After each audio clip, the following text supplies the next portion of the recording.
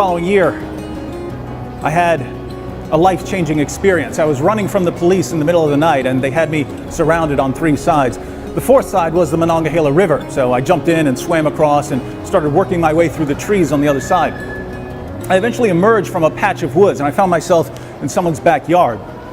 In front of me was a beautiful garden. I started to walk around the garden, but then I stopped to philosophize. I thought, I don't care about the people in that house, so why am I going out of my way to avoid stepping on their vegetables? Why am I being so courteous? Because I've been brainwashed, that's why. I've been breaking the law for years, and yet society had been manipulating my behavior all along. Greatness had been polluted by mediocrity. As I stomped my way through that garden, I had an incredible rush of freedom. The world has all of us on a leash made of rules. Do this, don't do that. But it's a leash that slips right off as soon as we recognize that we don't have to do anything anyone tells us to do. Of course, if you really want to break free from your handlers, it seems like you have to do the opposite of what you've been told. Going down?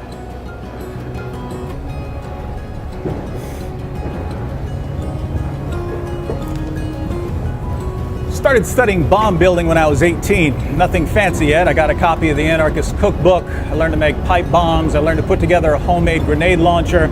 I bought a book on disguises so I wouldn't be recognized. But it all felt a bit amateurish. So I decided to become a chemistry major in college where I could learn to build something a little more sophisticated. But my plans of becoming a bomber had to be put on hold because there are more important things in life. Anyone can blow up a bunch of random people. You don't know them. If you're sick of life dangling at the end of society's puppet strings, the killing has to start much closer to home.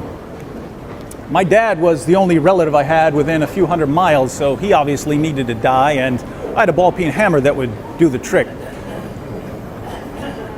Interestingly, some of my amazing insights into the nature of reality actually slowed me down.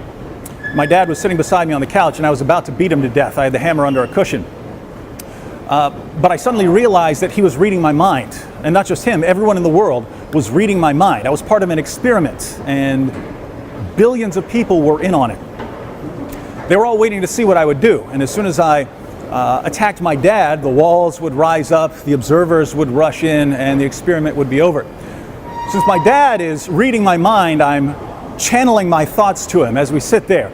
He's watching television, and I'm thinking, look at me while you're reading my mind. Look at me right now, I'm gonna bust your head open.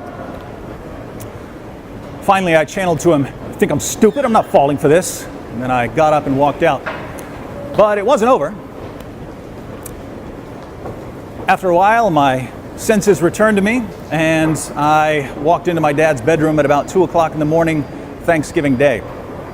I stood over him with the hammer, and I tried to think of one wrong thing he'd ever done to me.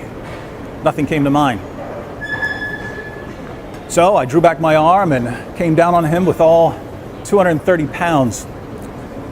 I didn't know how fast blood could come out of someone's head. Kept hitting him until I was sure he was dead. Then I walked outside and drove away. There was no rush of freedom this time. I didn't feel anything anymore.